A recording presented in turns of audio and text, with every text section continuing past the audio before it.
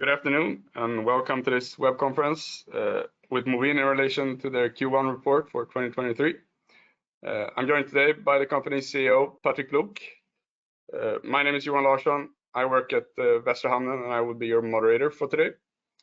So today, Patrick will start with a short presentation, after which will follow a Q&A session, where I will ask some questions of my own, but I will also ask questions from the audience. So to you people listening, you can write your questions in the question field, either during the presentation or during the Q&A. Lastly, I just want to mention that this session is being recorded, and the videos of this will be published on Västra Hamnen's YouTube page and Movinn's homepage. So with that said, I will leave the word to you, Patrick. Thank you, Johan, for hosting this conference, and thank you for the introduction. For those of you who don't know me, I'm the CEO of Movinn. I've been with the company since we founded it. Started out as a project manager, evolving into an executive position, and now I'm just spearheading the development. So I know the company extremely well. Been here for 8 years or so. So yeah, this quarter is representing some mixed emotions for me. Some goods and some negatives. Starting with the good stuff, we see great progression in Sweden. It's evolving well, and it's evolving according to plan. We're close to breaking even.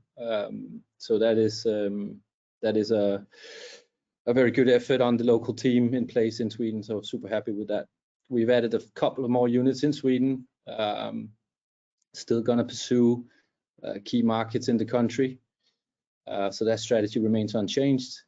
And on the negative side, we have seen Denmark performing subpar. It's been you know, on the top line, it's all right. It's not as much as we would have liked to see, but it's a fairly significant top line growth still.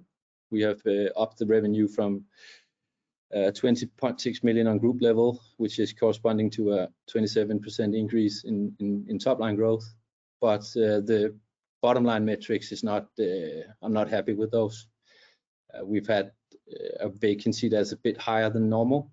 So that is something that we're working very focused on improving throughout the year. We see demand picking up.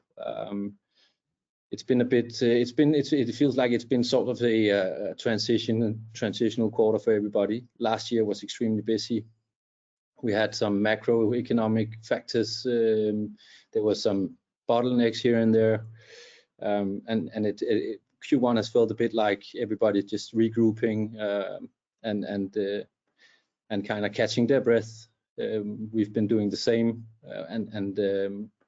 and doing good stuff, but still not good enough. So I'm not happy with the bottom line performance in Denmark. It's below expectations, but we see stuff picking up, so that is positive.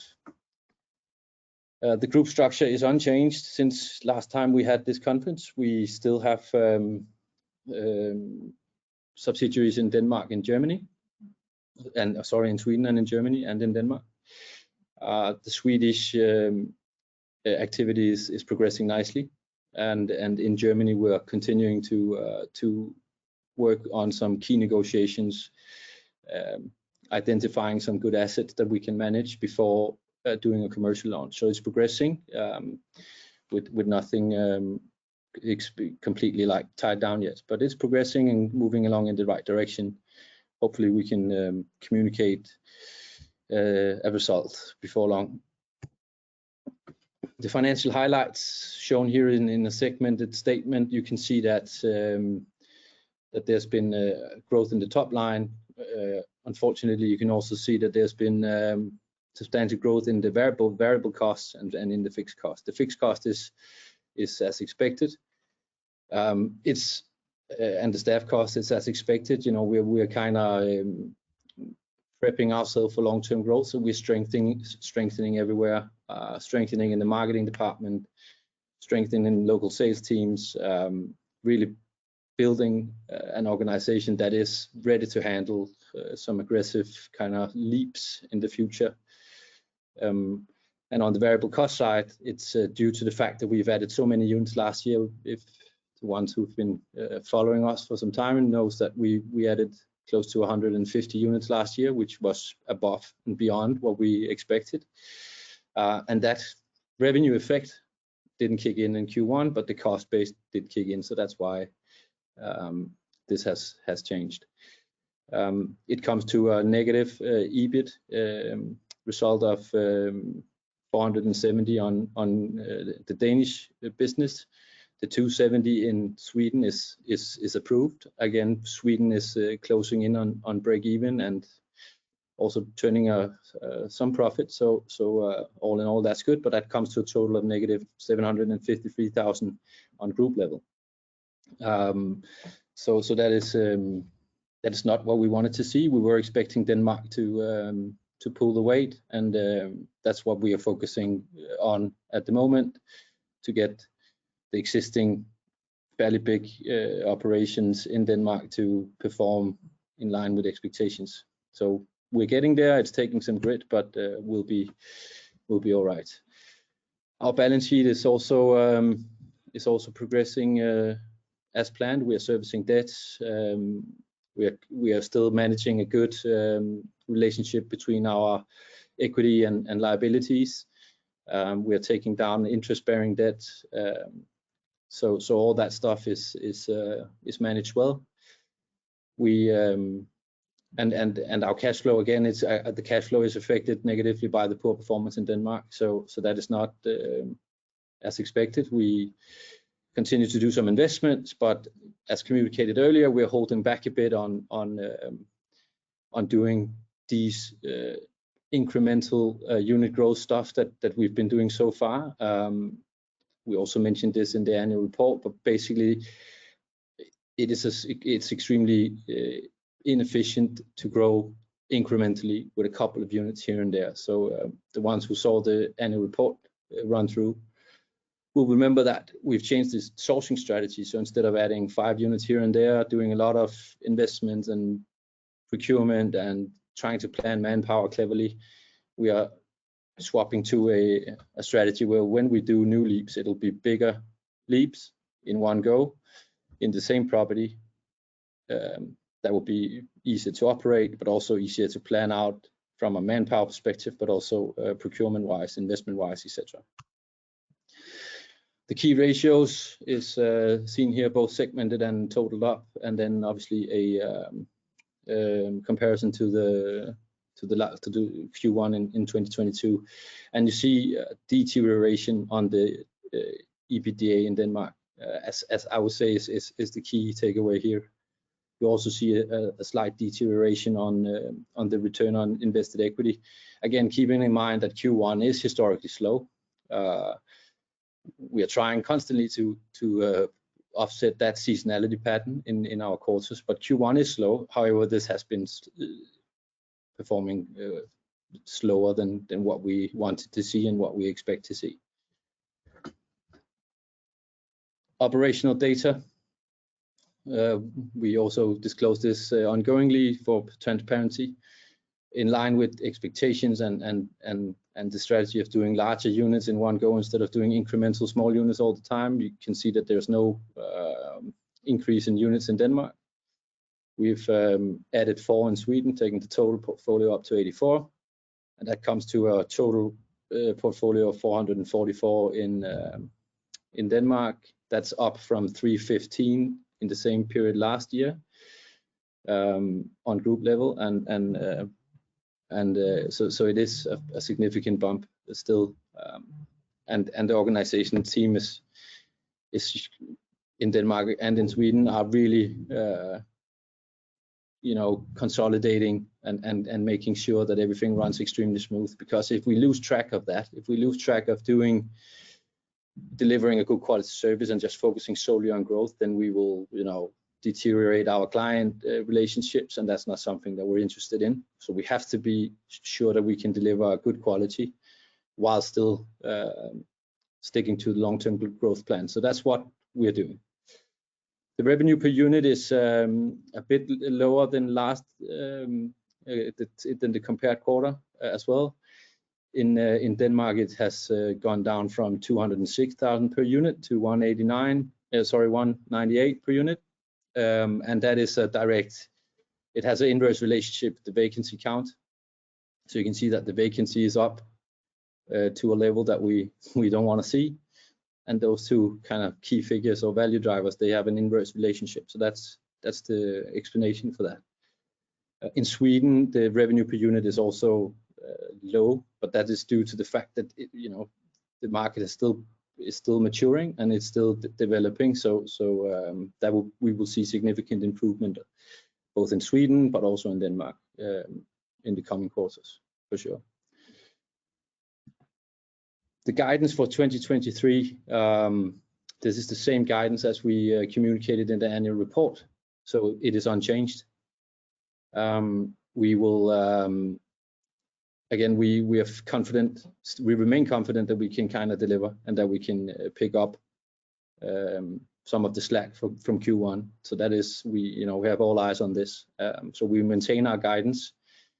The overall revenue guidance is in the range of 83.5 to 88 million, which is an increase of between 14 to 20% year on year. The EBITDA guidance is 11 to 12 in Denmark, -1 to 0 in Sweden, taking the group level up to a range of 10 to 12. And that is a significant increase from the year we just concluded. So in 2027 on group level, we did 7. And that should be a significant improvement. So that's what we're working on. And that then trickles down to some EBIT guidance levels. As you can see, totaling in a range of 4 to 6.5 on group level, which is also a significant improvement from 2022. So we're maintaining this, and this is still the targets that we're chasing. The gross investments, that is a direct effect of our changed sourcing strategy. We added so many units last year, way more than we set out to do, and that has just created some deterioration. The organization is fatigued. Our purchasing has not been as effective as it could be, or our procurement. So that is something that we have a very big focus on now, doing the bigger projects, planning everything out in detail, and making it super efficient. And that's also why the pipeline looks a bit weak in this year, and that's because the downside of this strategy that we've employed now, or the way we want to source, is that bigger projects, let's just for the purpose of the exercise say a property of 80 units, there is a longer lead time to that. Sometimes we come in at the project stage, so we need the property to be built before we can put it into operations. So that's why we don't expect any significant increase throughout this year, as the current projects that we are working on and looking at has a longer lead time than this. So for us, 2023 it'll still be a good growth year, but it will also be a transitioning year where we kind of gear for future leaps and getting the quality up to where we want it to be, and not stressing out our organization more than needed. So yeah, the product portfolio is as we've also shown a couple of times. We have 3 core products, or we have 1 core product, which is the corporate housing or the service apartments, and then we have two secondary products in place. We have the co-living, and then we have the furniture rentals. And again, you can see that the growth of the co-living is still fairly substantial compared to last year. It'll probably flatten a bit again as a consequence of the change sourcing strategy. And then another kind of funny note is that we got the furniture rental product up and running. It's actually a pretty interesting product for us.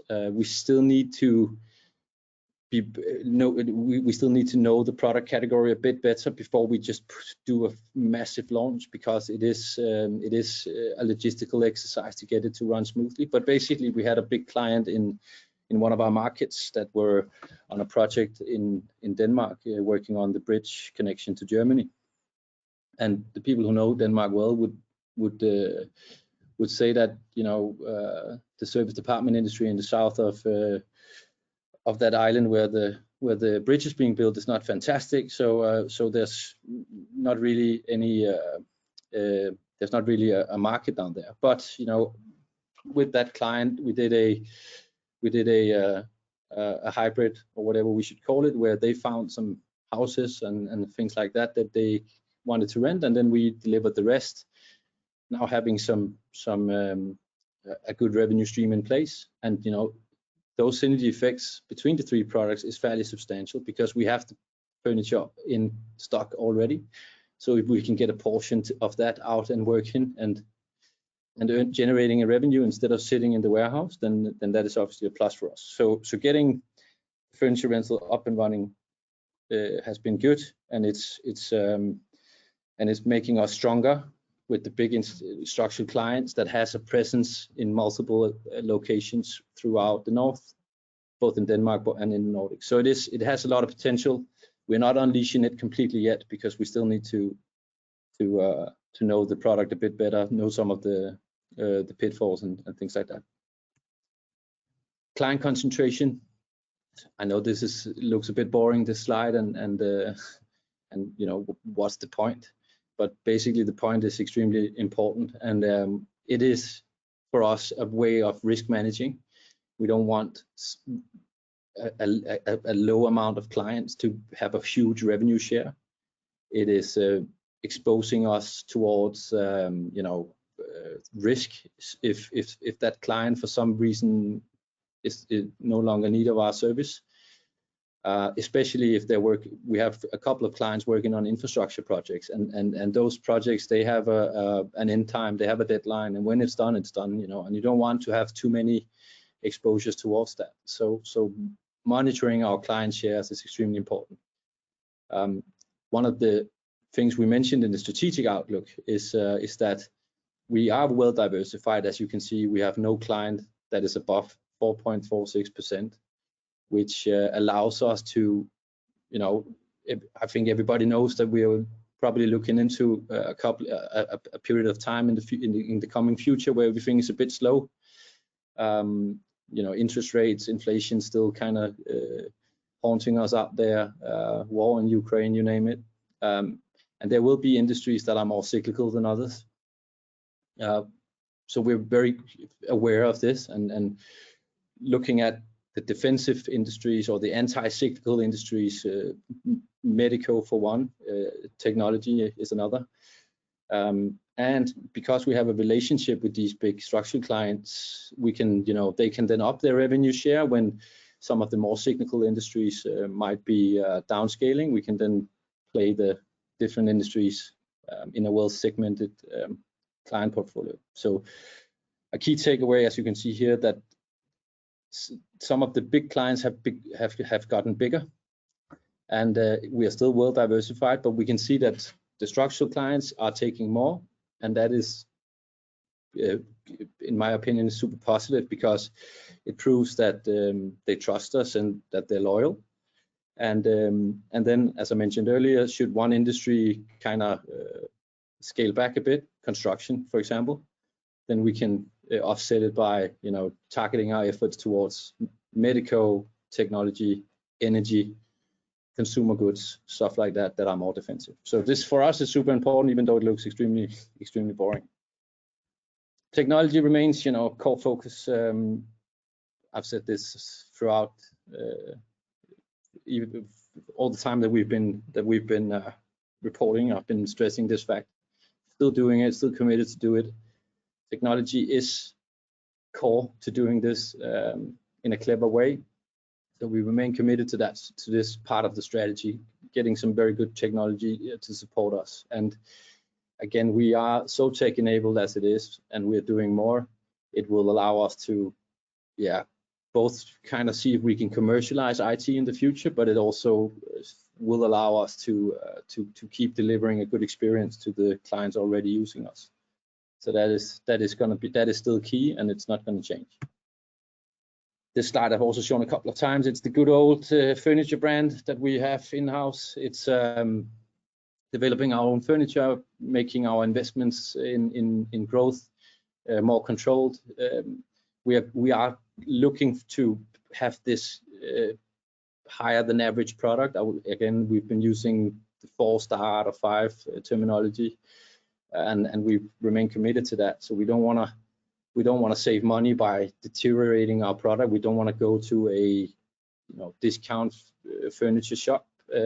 We want to keep offering a high quality and a good kind of a nice vibe, so that the end users obviously experience something that is that feels exclusive and is exclusive. So marble and leather and all that sort of kind of nice stuff. We're doing that, but it's mostly an exercise to manage investment without deteriorating the product and without going the discount route, as we see some places.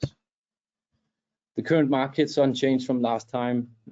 Still operating in 2 key markets in Sweden, in the south, Malmö and Lund. And then we have Copenhagen, Aarhus, Odense as the key markets in Denmark. So that is unchanged. And the next markets in focus is also unchanged. We have Stockholm and Göteborg in Sweden as like areas in focus.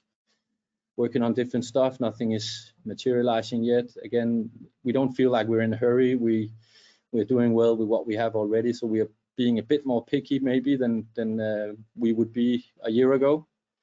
But I think that that's only a good idea. Not feeling the pressure to get a subpar product in or something like that. That's good for us. But we still actively are working on these markets. And looking to the south, I've said this a million times as well. Germany, huge market, super important, biggest economy in mainland Europe. So Germany is extremely important for us. And then here we have Hamburg and Berlin as the markets that we're pursuing. Hamburg being the first one, and we have some negotiations taking place already. The roadmap remains unchanged. The only thing that you could argue is has changed is that the linear growth in the portfolio, the 20% CAGR thing, that will probably be a bit more versatile in that sense, that it won't be this ongoing incremental small stuff coming in. It will, when we do something, it will be a big launch and a bigger leap. So fast forwarding to 2025, we will be in the same end game, but the route to 2025 is going to change on the portfolio growth, and I think that will only have a positive effect on bottom line metrics and investments. So I'm happy with that. Tracking progress. This is also something we do, and as we from the beginning we promised to be candid about good stuff, but also the bad stuff. And you can see that the bottom line metrics is not keeping up at the moment, and that is our core focus. So thank you for your time. This was a quick run through of the quarter that had just ended not so long ago. Let me know if there's any questions. I'll be happy to answer them. So feel free. Thank you very much, Patrick. So I'll just get right into the questions, but before I just want to reiterate that you can write your own questions to the people listening, and I will read them for Patrick to answer. So we can start from the top, Patrick. Your gross margins came in quite low this quarter, at least compared to previous quarters. I was wondering why is this? If you could talk a bit about that. Yeah. The growth margins is inversely related to the revenue. Sorry, the vacancy count. So we want to have we need vacancy because it's we need to deliver. When the big clients are calling, we need to answer. But we don't want to see vacancy rate levels in the 16s. percentage, you know, that's just below. That's just bad performance on our part, and I'm unhappy with that. So there's a direct inverse relationship between the revenue and the vacancy, and the vacancy has been too high in Q1. Yeah, because I guess in contrary to like a company selling products where the cost of goods sold comes when you sell a product, I guess your variable costs keep going even if the apartment isn't rented, or? Yeah, it is. We call them. It is a semi-variable cost because we can, you know, if we want, we could downsize and do all these things.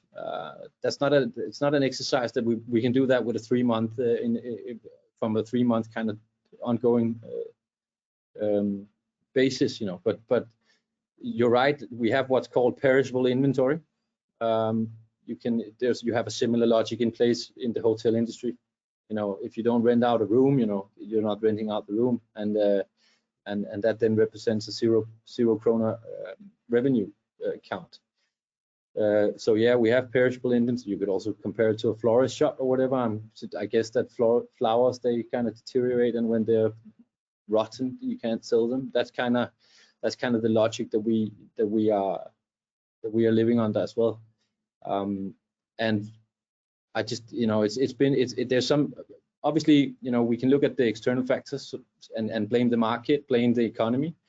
I'm not about that, you know. I don't like doing that. And when my team is, okay, but maybe the market is a bit off, I'm pushing them hard and say, listen, forget about that. We need to perform and do our thing and compete. And I just think we've been, you know, coming out of a super busy 2022. I just think that there's a bit of fatigueness. There's also a bit of transitioning. But it's not been up to standard. Oh. Okay, so you talked a bit about the vacancy rates, which obviously is a big headlines of this quarter. The vacancy rate increased quite significantly in Denmark, although it decreased somewhat in Sweden. But what do you expect for the coming year and or for the year? And what will you do to decrease the vacancy rates in Denmark again? It is. Yeah, you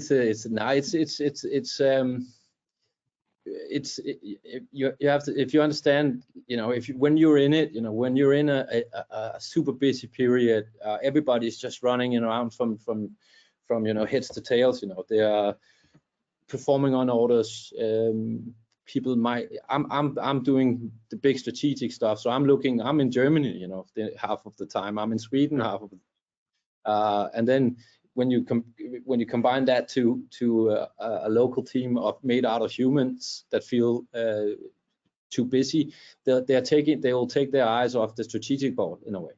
And one of the things that is strategically important is to segment your demand, or your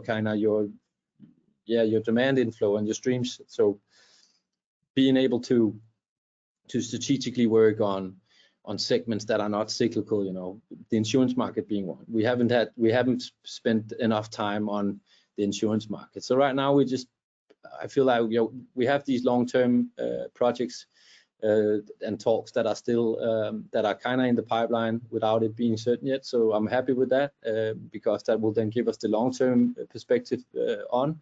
And now my focus has just been reversed back to basics, so to say. So staying on target, staying on the key accounts.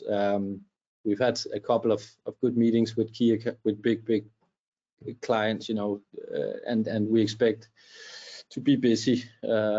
And we have been busier in Q2 than we were in Q1. So, you know, it is picking up, but I just think it's been down to human capital in the end. I think people have just been, you know, lost a bit of lost the track of it a bit of the strategic stuff. But we're back on that now, and it's going well. So there is improvement. I'm not worried. You know, we've strengthened the team. We've added a couple of marketing people, so to you know, be even bigger on our presence. So we know that when new business is coming in, they will be choosing us, and we will be in their inbox, you know, when they need us. we've had this locally in Denmark in the markets of Odense and Aarhus. They're like remote markets for us. We've been talking about it for some time. Should we strengthen the local teams, or can we manage it all from Denmark? And in 2022, from Copenhagen. Shit, I don't want to be. Managing it all from Copenhagen, and we've had some big clients just keep renting units, and this is down to the nitty-gritty stuff. Facebook was building a massive data center in Odense. They then canceled the next kind of steps on that data center expansion. So we were like, okay, now we need to do something. We can't just sit back and have that structural stuff just come to us now. Mohammed needs to come to the mountain, and so we strengthened the local team. So we're doing this small optimizations both locally and nationwide to improve on it, and it is picking up. So we'll be okay. Yeah. I'm guessing because since you're keeping your guidances for the year, I was wondering, are there any specific costs you're going to focus on, or do you think if you could just get the vacancy rates down, you will still be able to perform as you guided? It's a two-tier thing. We will get the vacancy is getting the revenue in is of course the main thing. You don't have any cost to save on if you don't have the vacancy. We could also and then the operations team is super focused on the cost base as well. So getting everything in line, that is they're working on that, and it's moving along in the right direction. So that is good. And the last thing that we could do was to reshape the portfolio. If we wanted to, we could let some units go, but I don't feel like we're there yet, because the units we have is strong, they're good located, it's a good quality product. So before and again, taking units out of the roster hurts the long-term growth perspective. So that's not an exercise that I'm doing yet. We're chasing the top line, and when that comes, comes back to normal levels, then we'll be fine. And then obviously the organization, the operations team, they are looking at all the costs and improving and all that stuff. So it's a two-tier thing. We're doing both in one go. Yes. Okay. And if we're moving on to Sweden, so like you said in the report, you're closing in on breaking even. At what vacancy rate do you think the Swedish operation will break even? It is, you can't really, it's a floating thing. The vacancy rates are a floating thing. So if you look at the one from Sweden, I'm not going to backtrack on the slide, but it's 27 something. That's a function of two things. It's a function of,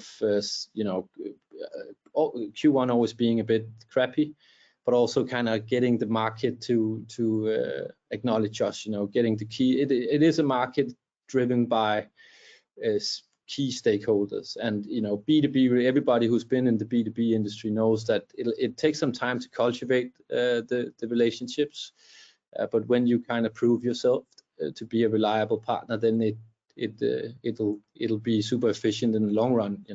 Having a good B2B relationship with a big company or a big relocation agent or a big international agent.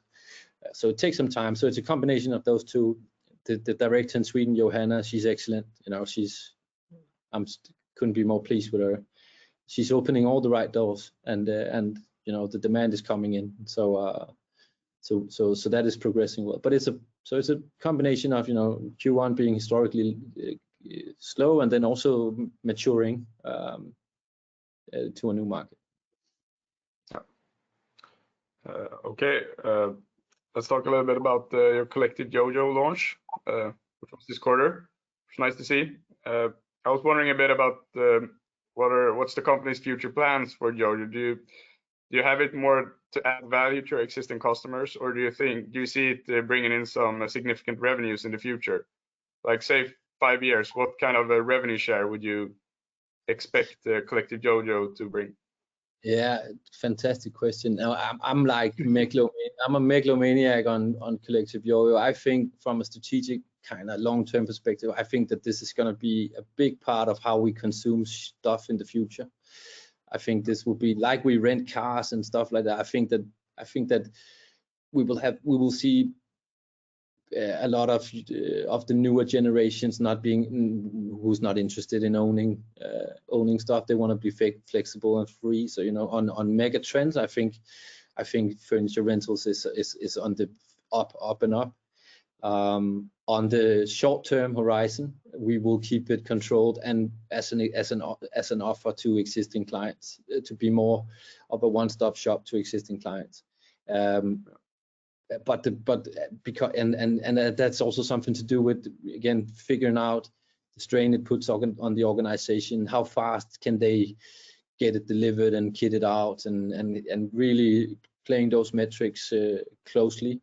If you combine that with massive growth on the core business, it's also focusing your energy in the right spots. So even though launching a new product is extremely efficient, I've used this analogy earlier on, but the Coca-Cola and the Fanta, if you don't like a Coca-Cola, you can drink a Fanta. It is super efficient, like textbook style, but you still have to be able to have the organization and the processes in place before you just launch it up. So I'm expecting larger revenue shares. I'm not gonna I won't give you a 5-year number, but because that'll only bite me in the ass on retrospect if we do not add up to it. But I have good expectations for it, and it is, if you think about it, we have all the staff we have are in-house more or less, and obviously the dudes who've been doing new units, what are they gonna do? If we are waiting for a 100-unit or 80-unit project. What are they going to do in the meantime? And the answer will be maintaining what's already around, make sure that the quality is great, but also supporting the furniture rental product. So we should be able to release some capacity, some human capacity in the short run, and then we can play, both sides. Yeah, nice to hear. It's going to be interesting following Jojo in the future. Okay, so I have one question remaining. So if anyone in the audience has any questions, now is the time to write them. And the last question is a short one. You mentioned in the report that you saw the rise of a new competitor in Denmark. I'm just wondering, is this new for this year? And if you could say something more about that, how it has affected you, or how do you expect it to affect you in the future? Yeah, there's been a lot of, since we started out, there's been a lot of competition coming in, a lot of new, every year, we see a new player coming into the market. I have nothing bad to say about any competitor. I think obviously they're gonna, if you look at it from like a microeconomic perspective, the supply curves are shifting. So you have to stay on your feet and competitively priced. But from an anecdotal perspective, I was with a big client yesterday. They are doing a big structural thing with us. They're doing a big structural thing with another of our colleagues that has been here for a long time. And as I see it, there's none of the newer players were mentioned in that talk. So I think we're good. I'm not worried. We always focus on what we did, on our quality, on our client relationships, not really caring about what the competition are doing. So I don't see any. I don't expect any significant effect. We need to stay competitive. End of story. No excuses. Sounds good. So that's it. I'm out of questions. So unless you have something to add, Patrick, thank you very much for today, and hopefully we'll see each other in connection to the next report. We will, Johan. You're welcome. Thank you for hosting this, and take it easy.